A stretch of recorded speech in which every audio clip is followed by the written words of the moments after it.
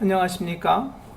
본 강의 내용은 구안와사를 경험하고 치료하는 과정에서 본인이 얻은 정보와 경험들을 정리하여 다른 환자들에게 참고 자료로서 알려드리고자 준비된 내용입니다.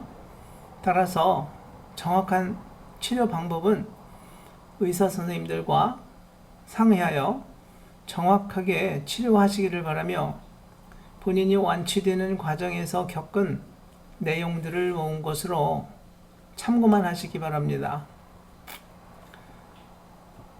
자, 제일 먼저 구안와사의 이해에 대해서 말씀드리겠습니다. 첫 번째, 구안와사의 구분, 그리고 두 번째, 구안와사란 무엇인가를 말씀드리겠습니다. 그리고 구안와사의 전조, 구안와사의 단계별 치료, 구안와사의 치료 시 주의할 점, 이러한 순서로 말씀드리고요. 마지막으로 제가 겪은 내용들을 정리해서 말씀드리겠습니다. 구안와사란 무엇인가? 제가 처음에 구안와사를 겪게 되었을 때 무척 당황스러운 마음의 심리적 불안, 이런 것들을 겪었습니다. 구안와사는 안면신경의 마비로 입과 눈 주변의 한쪽 근육이 영향을 받아 얼굴이 비틀어지는 질환을 말합니다. 구안와사는 표정이나 눈썹 움직임 등 얼굴 전반의 운동을 주관하는 제7번 뇌신경에 감염 등으로 염증이 생겨 뇌에서 얼굴로 전달하는 신호체계에 문제를 일으키면서 얼굴 근육을 잘 움직이지 못하게 만드는 질환입니다.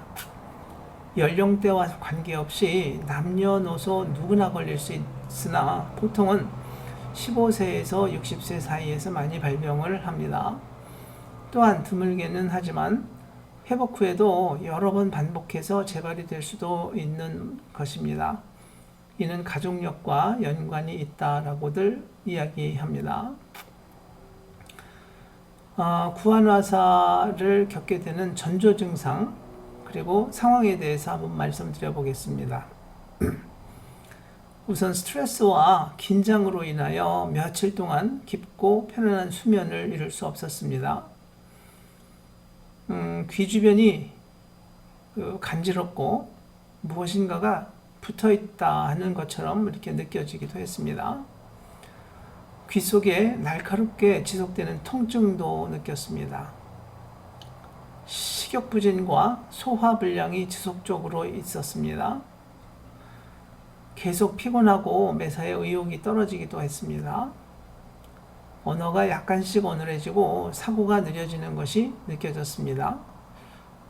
구안와사를 진단을 받기 한 이틀 전에 제가 이제 마지막 그날이 강의였는데, 그때 그런 느낌을 받게 되어서 좀 이상하다 하는 느낌을 갖게 되었고요.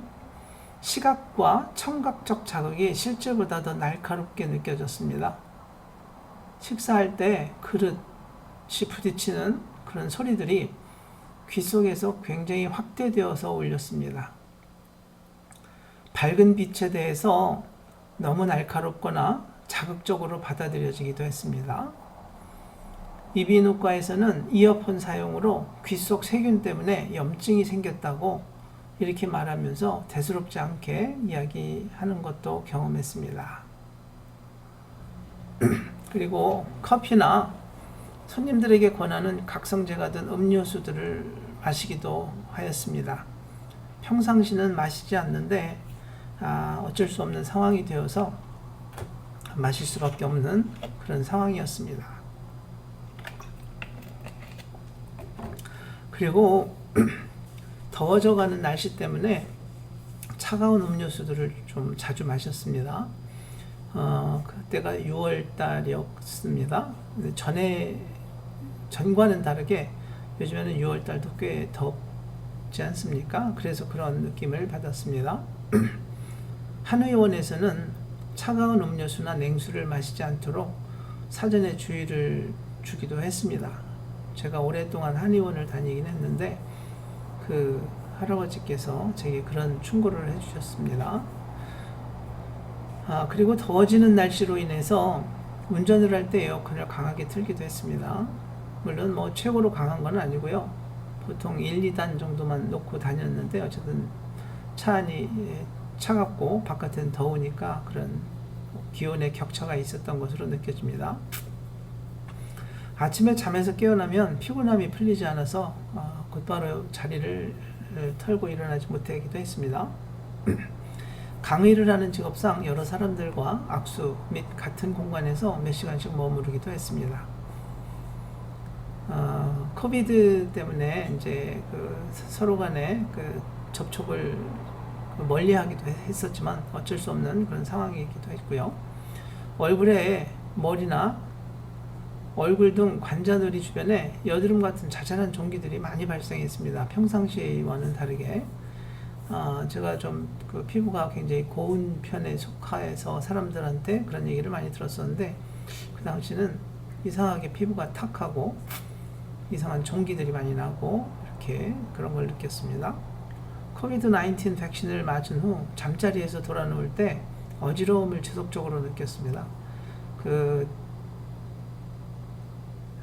백신을 3차례에 걸쳐서 맞았었거든요. 근데 이제 첫 번째 백신을 맞고서 한 이틀쯤 지나서 이렇게 잠자리에서 돌아 누울 때 이렇게 천장이 빙글빙글 도는 그런 경험들을 많이 했고요. 특히 3차에 걸쳐서 맞고 나서는 더욱더 심해졌었습니다. 그래서 그런 것들도 몸이 정상이 아니다라고 하는 그런 느낌을 갖게 하는 원인이 되었던 것으로 보입니다.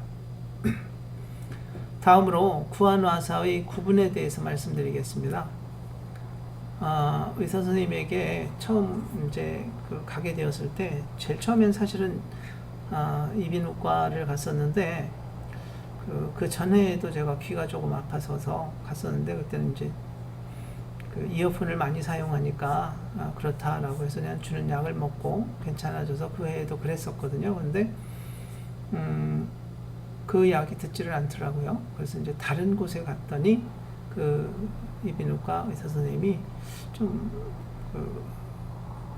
걱정스러운 느낌을 갖게 되니까 내일 아침에 오실 수 있느냐라고 하면서 하루 지나보고 오라는 얘기를 해서 그러마 하고서 평상시 생활을 했는데 바로 그날 점심에 양식을 먹었는데 수프를 먹다가 수프를 입에 담지 못하는 그런 충격을 겪고 바로 병원에 갔더니 틀림없다라고 하면서 바로 처방을 내려주었습니다. 그런데 이제 그 질병에 대해서 우리가 알기 위해선 이 구분을 분명히 알고 있어야 됩니다. 그날 이비인후과 의사 선생님께서 아무래도 마비 같다고 하면서 이제 혀를 내보라 뭐 이런 것들을 시켰는데 그때는 심하지는 않았었는데요. 항염 주사를 준 것으로 알고 있습니다. 근데 이제 그 선생님한테 이렇게 치료해도 되겠느냐. 왜냐하면 이 구안화사라는 게 굉장히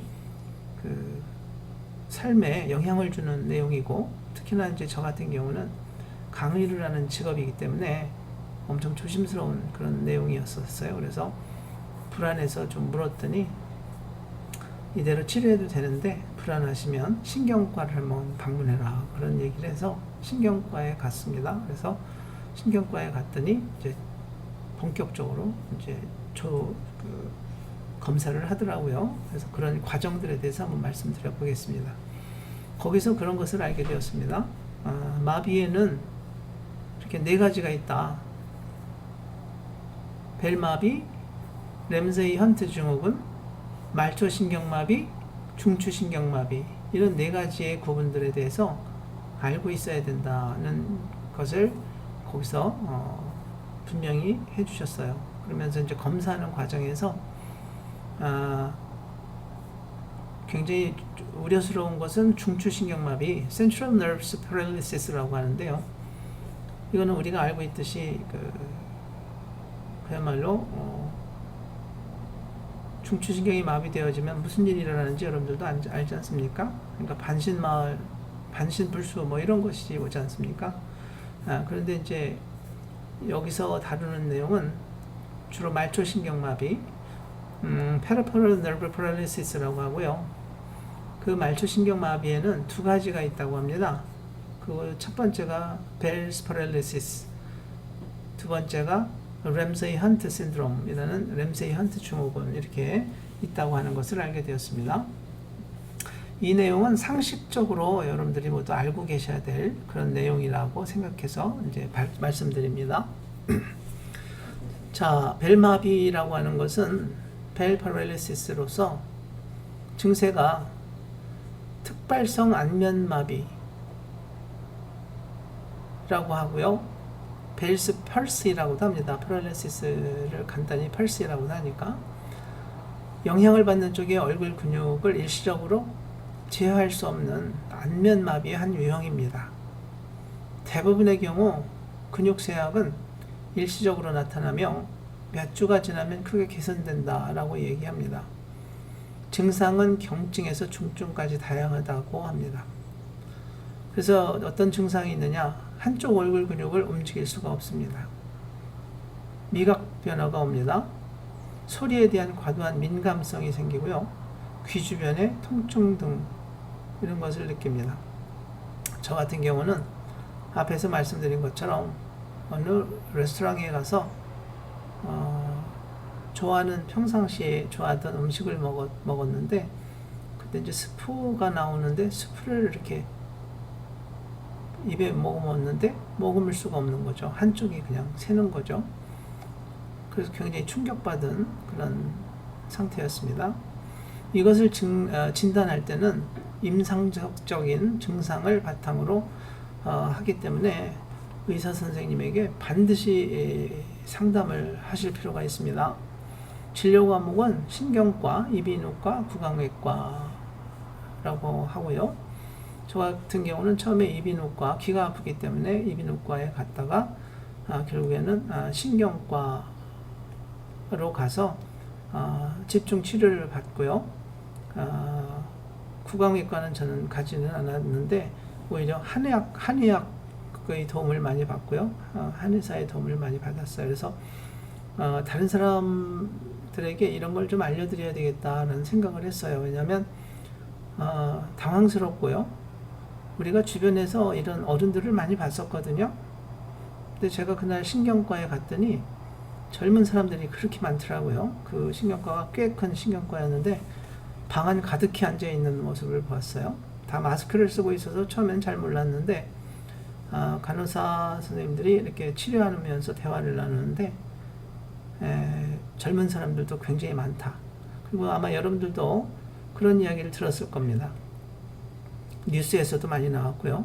그 백신이라고 하는데 그 백신의 영향이 확실하지 않기 때문에 그걸 말하기는 쉽지는 않지만 저도 의심은 가지만 증거를 댈 수 없습니다. 그렇기 때문에 어쨌든 그냥 그럴지도 모른다라는 그런 생각을 하게 되었습니다. 그래서 원인은요 불명확하죠. 면역력 저하가 가장 큰 원인이라는 건 분명하고요. 당뇨병이나 이비인후과상의 대상포진 등이 의심이 된다. 바이러스 감염 또는 상기도상의 감염 때문에 생긴다. 이렇게 알고 있는데 저 같은 경우는 면역력 저하는 분명히 제가 느꼈고요. 처음에 이제 이비인후과에서 대상포진을 진단을 하셨어요. 그래서 이제 그런 줄 알고 있었습니다. 그래서 대상포진이기 때문에 벨마비가 아니라 램세이-헌트 증후군이다 이렇게 얘기를 했고요. 그래서 이제 뭐 귀 속 사진도 찍고 또 신경과에서는 이제 근전도 검사도 이제 했습니다. 그러니까 그 사전 준비를 잘 한 거죠. 신경과에서는 우선은 중추신경마비가 아니라는 것을 확실히 알고 그분이 이제 그대로 이제 치료를 해준 것으로 알고 있습니다. 자, 벨마비 같은 경우는 통상적 응급 치료 시간이 48시간에서 72시간이라고 하더라고요. 이제 그 의사 선생님이 제게 묻더라고요. 언제 발견했느냐? 그래서 이제 오늘이 3일째다. 3일째니까 이제 72시간 정도 되는 거겠죠. 근데 이제 그 전날 항염 주사를 이미 처방을 받고 약을 먹었기 때문에 사실은 그 전날부터 치료를 한 것이기 때문에 좀 빠른 상황이죠. 이게 72시간이 넘어가면 급전직하로 악화되어서 다시 원상복귀 되어지는 데는 굉장히 어려움이 있다. 원상복귀가 안 될 수도 있다. 이런 얘기를 들었을 때는 굉장히 충격이 되었습니다. 치료 기간은 약 3개월에서 6개월이다. 이렇게 이야기를 하더라고요. 그 경과는 72시간 경과 후에 회복 속도가 매우 느려지고요. 원래의 상태로 돌아올 가능성이 매우 낮아집니다. 그러니까 초기 치료를 72시간 이내에 하는 것이 굉장히 중요하죠. 그런데 대부분 사람들은 그냥 귀가 아프면 그냥 귀염인가 보다, 귀 속에 염증이 있나 보다라고만 생각하는데 그것이 아닐지도 모른다는 것을 우리가 분명히 알 필요가 있습니다. 의심해야 된다는 거죠. 그 유사 질병으로는요, 뇌종양, 뇌졸중, 램세이 헌트 증후군 2형, 램세이 헌트 신드롬 타입 2라고 하죠. 또 귀 대상포진, 헤르페스 조스터 오티커스라고 합니다. 라임병은 안면 신경다발인 슬신경절이 수두 대상 포진 바이러스에 감염되어져서 나타나는 그런 것입니다. 자, 벨마비의 증세에 대해서 이렇게 말씀드릴 텐데요. 제일 먼저 벨 파랄리시스. 여기 보면 사진을 보면 얼굴이 일그러져 있는데 그 마비가 걸린 쪽은 일그러진 쪽이 아니라 움직이지 못하는 그쪽입니다. 그러니까 근육을 통제할 수 없기 때문에 그 부분은 표정이 없어지는 거죠. 예, 바로 이 부분이 벨마비에 걸린 그런 부분이죠. 코도 이렇게 삐뚤어지고 입술도 이쪽 근육은 정상이기 때문에 이쪽은 움직일 수 없는 상태라 이게 기울어지는 그런 것입니다. 자, 첫 번째 강의는 여기까지 하고요. 다음 시간에 벨마비 그리고 램세이 헌트 증후군에 대해서 좀 자세히 알아보는 그런 시간을 갖도록 하겠습니다. 첫 시간이어서 이런 방송은 처음이어서 저도 좀 당황하기는 했지만 그래도 이제 제 경험을 제가 당황했던 경험이죠. 사실은 어떻게 치료해야 될까 의사 선생님들 얘기를 듣고서도 불안해서 사실은 저 나름대로 이런저런 방법을 많이 생각했거든요. 그래서 이렇게 하니까 한 달 만에 치료가 되는 것을 보고서 이거 필요하겠구나. 그리고 이제 주변에 가까운 분들이 얼굴이 일그러진 채 꽤 오랫동안 지금 다니는 모습을 보고 이거 필요하겠다 싶어서 제가 이런 방송을 하게 되었습니다. 자, 첫 번째 강의는 여기서 마치겠습니다. 들어주셔서 감사합니다. 계속 이어가겠습니다. 2편에서.